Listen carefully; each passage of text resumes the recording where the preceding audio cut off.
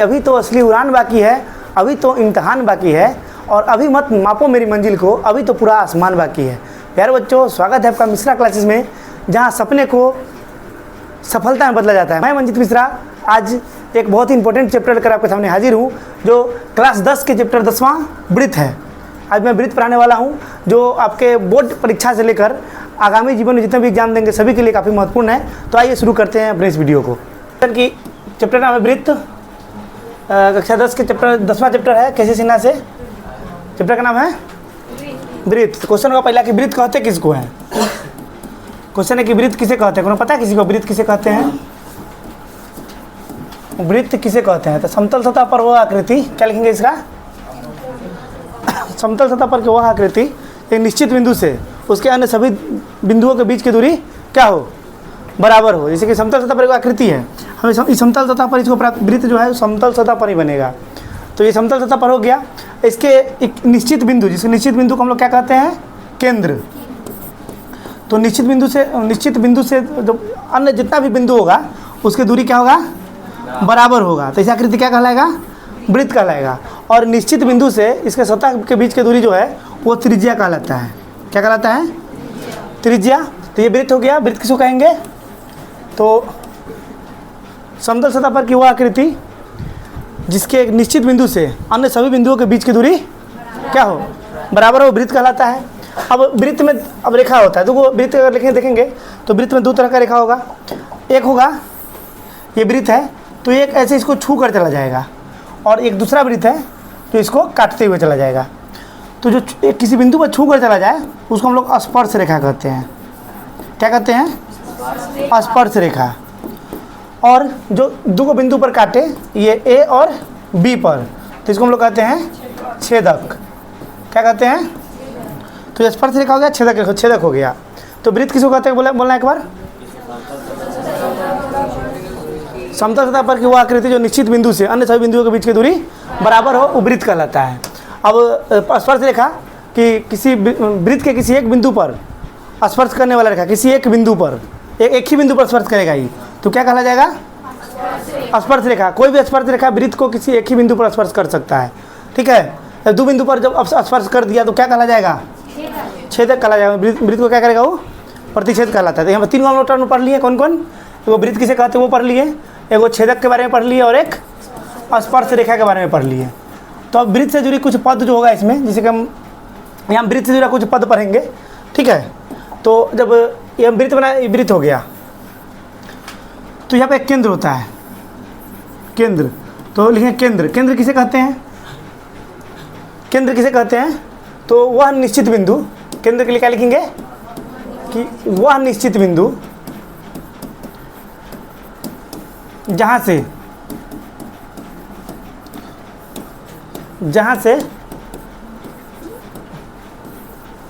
वो परिधि के सभी बिंदुओं के बीच की दूरी बराबर हो। क्या हो? परिधि के सभी बिंदुओं के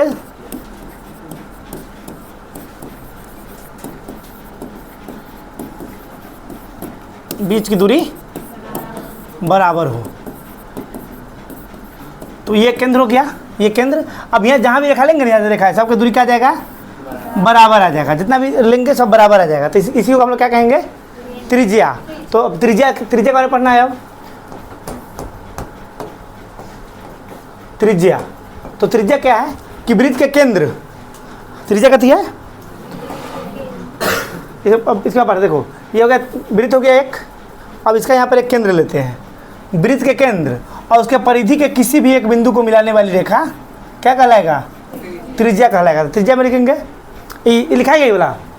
अच्छा, अंत में लिख लेना है, इसको पहले पढ़ लेते, उसके बाद लास्ट में सबके नोट करवा देंगे। तो वृत्त के केंद्र और उसके परिधि के किसी एक बिंदु को मिलाने वाली रेखा को क्या कहते हैं? त्रिज्या कहते हैं। परिभाषा लिखेंगे कि वृत्त की केंद्र और किसी और परिधि के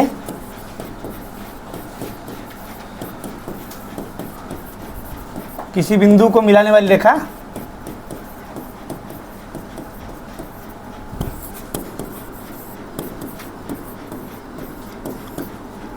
क्या कहलाता है?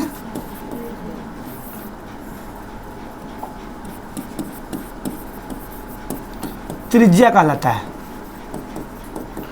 अब इसके केंद्र को और परिधि पर कोने के बिंदु को मिलाएगा तो क्या कहला जाएगा? वो केंद्र नाम तो लिखना, पहले देख लेंगे, अच्छा समझ लेंगे, उसके बाद में लिखवाएंगे सबके। तो त्रिज्या कहलाएगा। अब त्रिज्या आधा को मिलाता है, त्रिज्या आधा को मिलाता है। जैसे कि अगर वृत्त जो लिए थे हम वृत्त ले लिए और एक केंद्र है, तो यहाँ से यहाँ जो मिलाया वो क्या कहलाया? त्रिज्या। त्रिज्या को इंग्लिश में क्या कहते हैं? रेडियस। छोटका अर्थ दिखाते हैं इसको। लेकिन अब ये एक तरह से त्रिज्या ही मिल गया और उसी अगर आगे इसको हम बढ़ा दिए, अगर यहाँ ए और बी ले लिए, ओ है, तो यहाँ पर ओ ए बी जो होगा, ए ओ बी, ये इसका व्यास कहला जाएगा। क्या कहलाएगा? व्यास। और यहाँ पर ओ बी और ओ ए बराबर होगा, क्या बराबर होगा? कि दोनों वृत्त की त्रिज्या है। और त्रिज्या मतलब कि त्रिज्या पर ऐसा कभी पढ़े हैं कि वृत्त के केंद्र से, वृत्त के केंद्र से किसी भी रेखा को मिलाने वाली जो मतलब कि परिधि के जो बिंदु को मिलाने वाली जो रेखा होगा वो त्रिज्या कहलाएगा। तो मतलब हर एक त्रिज्या आपस में बराबर होगा, कारण कि वृत्त के परिधि पर जितना बिंदु होता है वृत्त के केंद्र से निश्चित दूरी पर होता है। तो ये दो गो मतलब ये जितना ओ ए भी होगा उतना ओ भी जितना ओ ए, तो मतलब व्यास को हम लोग क्या कहते हैं? डायमीटर को डी से सूचित करते हैं। तो यहाँ मतलब कि जितना ओ ए उतना ओ बी। तो हम अगर व्यास के लिए हमको लिखना हो, व्यास ए बी होगा तो ए बी बराबर ओ ए प्लस ओ बी लिख सकते हैं। मतलब कि दो गो त्रिज्या,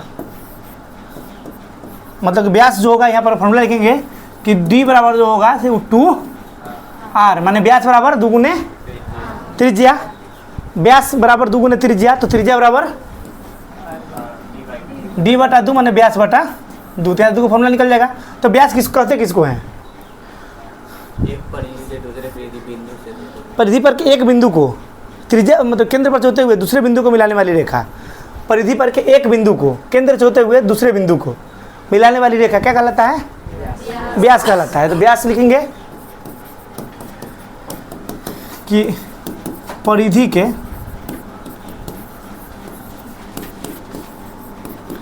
एक बिंदु को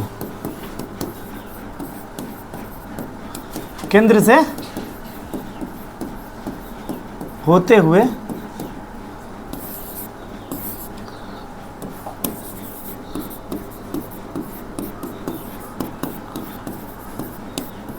दूसरे बिंदु को मिलाने वाली रेखा क्या कहलाता है?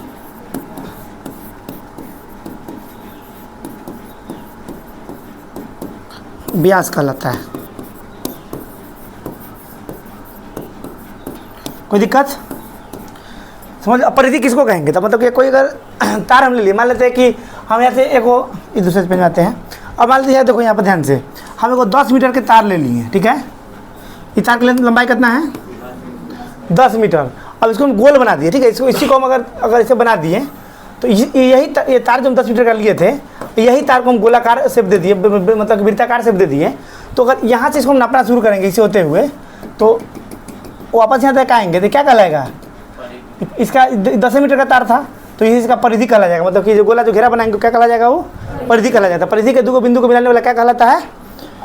व्यास कहलाता है। तो व्यास हो गया। अब ये पर बात है जीवा के बारे में आते हैं। व्यास और जीवा एक दूसरे से कैसे संबंधित है? तो देखो यहाँ पर दो शेप लेंगे, इसका वृत्त का दो शेप लेंगे। यहाँ पर देखो इसका केंद्र है, ये भी केंद्र है। अभी एक रेखा लिए जो केंद्र से होकर गया और एक रेखा लिए जो केंद्र से होकर नहीं गया, यही व्यास और जीवा में फर्क है। ये कथी कहला जाएगा? व्यास। और ये क्या कहला गया? जीवा। मतलब व्यास का परिभाषा क्या लिखा हुआ है? व्यास का परिभाषा कथी है? केंद्र से होते हुए जो दूसरे बिंदु को मिलाता है वो कथी कहलाता है? व्यास। और जीवा क्या कहलाएगा? दूसरे बिंदु को मिलाने रेखा। खाली इसमें ये चर्चा नहीं है कि इसमें केंद्र से जाए चाहे नहीं जाए, कोई फर्क उससे नहीं पड़ेगा। तो यहाँ पर जीवा का परिभाषा बोलिए, तुम बोलो जीवा का परिभाषा क्या होगा? तुम लोग बोलो। परिधि के एक बिंदु से आगे दूसरे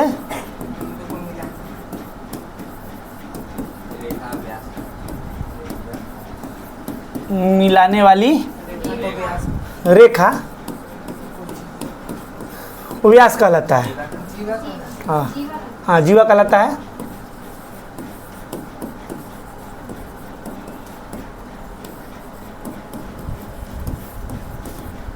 कोई दिक्कत? तो आप लोग क्या चीज़ पढ़ लिए हैं? कथी के कौन कौन बारे में पढ़ लिए? वृत्त के बारे में पढ़ लिए, वृत्त के केंद्र के बारे में, वृत्त के त्रिज्या के बारे में, व्यास के बारे में और जीवा के बारे में। तो पहले बता, वृत्त कहते किसको हैं? वृत्त किसको कहते हैं? कि समतल सतह बना हुआ आकृति जिसके एक निश्चित बिंदु से अन्य सभी बिंदुओं के बीच की दूरी क्या हो? बराबर हो, वृत्त कहलाता है। दूसरा हम पढ़े थे इसके बाद केंद्र के बारे में। तो केंद्र का परिभाषा कथी पढ़े हैं? केंद्र हो गया। त्रिज्या क्या किसको पढ़े हैं? त्रिज्या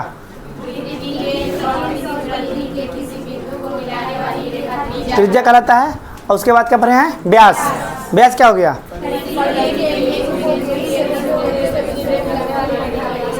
व्यास कहलाता है। जीवा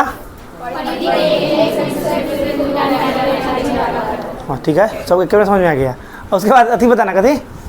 छेदक और स्पर्श रेखा। छेदक रेखा कौन सा है? जो वृत्त के दो बिंदु पर काटेगा। वृत्त के जो दो बिंदु पर काटता है उसको क्या कहते हैं? छेदक कहते हैं। और जो वृत्त को एक बिंदु पर काटेगा वो स्पर्श रेखा, मतलब एक बिंदु को ही टच करेगा। तो स्पर्श रेखा वृत्त के कितने बिंदु को टच कर सकता है? एक रेखा को टच कर सकता है। जहाँ दूसरा टच किया वो छेदक अलग है। जैसे कि हम अगर एग्जाम्पल के लिए एक वृत्त बने, गोल तो नहीं बनेगा, बना के बताते हैं। बन गया ही।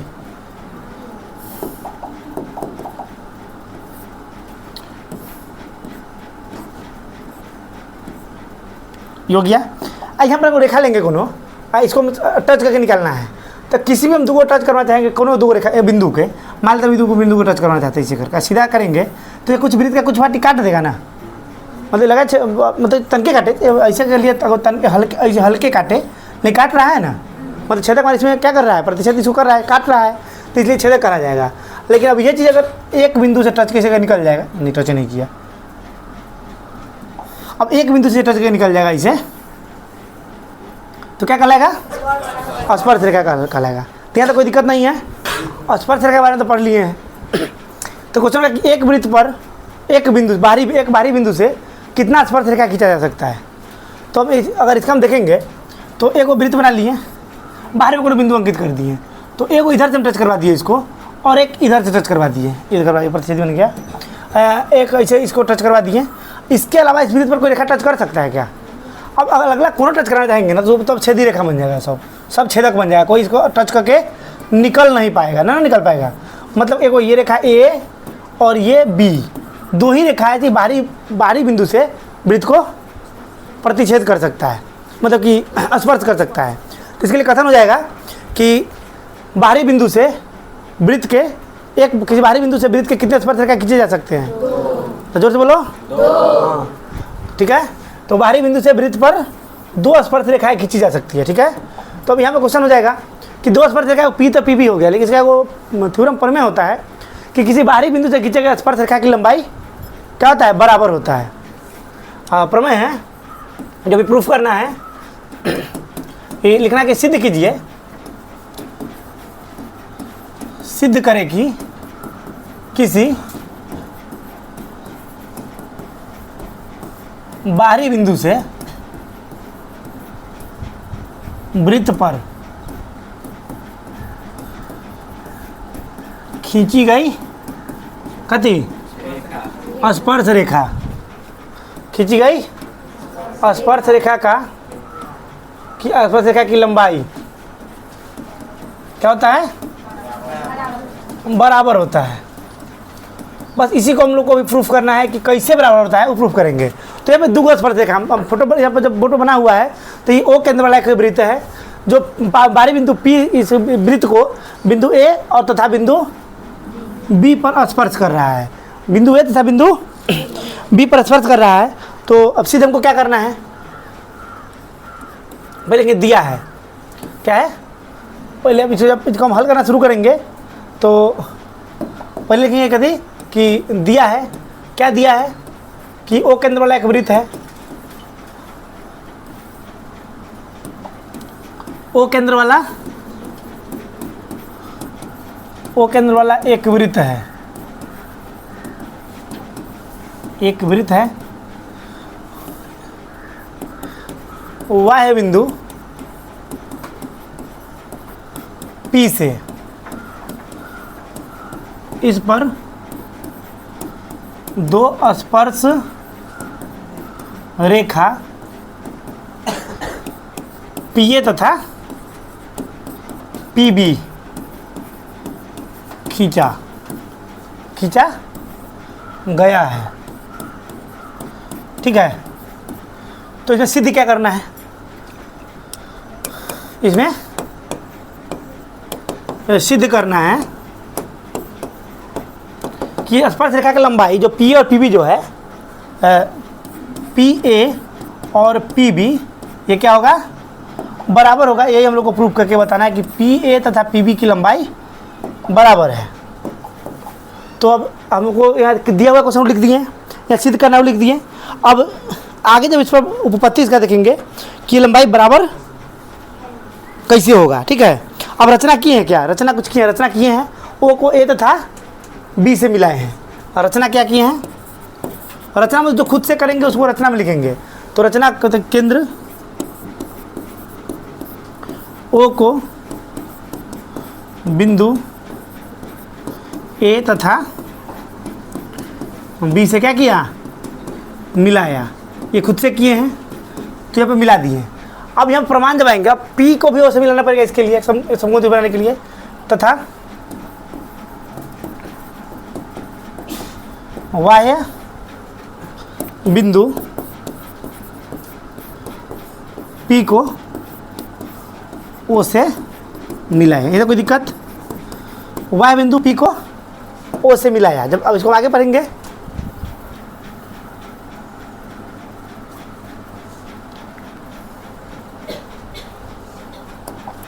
तो अब लिखेंगे प्रमाण या उपपत्ति।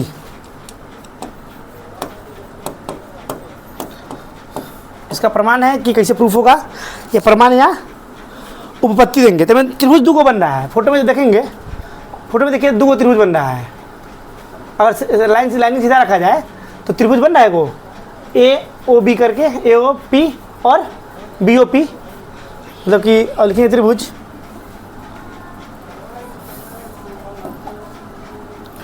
त्रिभुज कौन कौन?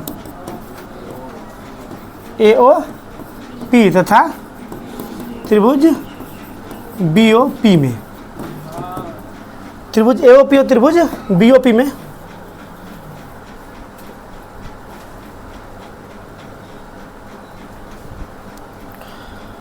अब इसका जो त्रिज्या होगा देखेंगे, अब ध्यान यहाँ पर देखेंगे, ए ओ बराबर ओ बी होगा। पहला बराबर होगा क्या? ही वृत्त की त्रिज्या है। तो वृत्त की त्रिज्या क्या होता है? वृत्त की त्रिज्या आपस में बराबर होता है। तो ए ओ जो होगा वो ओ बी के बराबर हो जाएगा। उसी प्रकार इसका इसमें दोनों में लंबाई मिल रहा है। बाहरी बिंदु पी, यहाँ पर जब फोटो देखेंगे तो देखिए ये बाहरी बिंदु पी, ये लाइन जो है, लाइनिंग जो है, ये वाला ये लाइनिंग जो है, ये सीधा आया है इस पर। ये दोनों त्रिभुज के लिए, इसके लिए भी है और इसके लिए भी है ना? तो क्या लिख सकते हैं? उभयनिष्ठ इसको हम लिखेंगे कि ओ पी बराबर ओ पी बराबर ओ पी। ये क्या है? उभयनिष्ठ भुजा है। दोनों त्रिभुज मिला उभयनिष्ठ बने, ये दोनों त्रिभुजों में मिल रहा है। इसको इसके क्या लिख देंगे? उभयनिष्ठ लिख देंगे। अब इसका जब दो त्रिभुज है, इसका दो भुजा बराबर है, तो इसका जब त्रिभुज सर्वांग समता के नियम पढ़ेंगे तो एस एस प्रमेय का होता है। साइड जब दो साइड बराबर तो त्रिभुज क्या होता है? सर्वांग सम होता है। एस एस प्रमेय का से क्या होगा? त्रिभुज सर्वांग सम होगा। तो लिखेंगे अतः त्रिभुज कौन कौन? ए ओ पी जो होगा वो सर्वांगसम होगा त्रिभुज बी ओ पी के किस नियम से? एस एस सर्वांग समता से। एस एस सर्वांग समता से दोनों क्या हो जाएगा? दोनों बराबर हो जाएगा। आज अभी दोनों बराबर हो गया, मतलब दो सर्वांग सम माने सर्वांग बराबर। जब दो भुजा बराबर तो मतलब तीसरा भुजा भी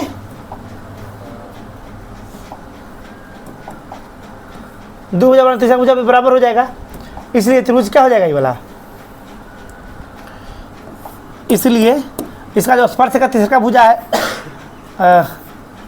पी ए, वो बराबर हो जाएगा पी बी का। ये ना प्रूव करना था, लिखेंगे P R O B D. तो ये पहला प्रमेय था वृत्त से संबंधित। ठीक है, अब अगला फिर से देखते हैं और कुछ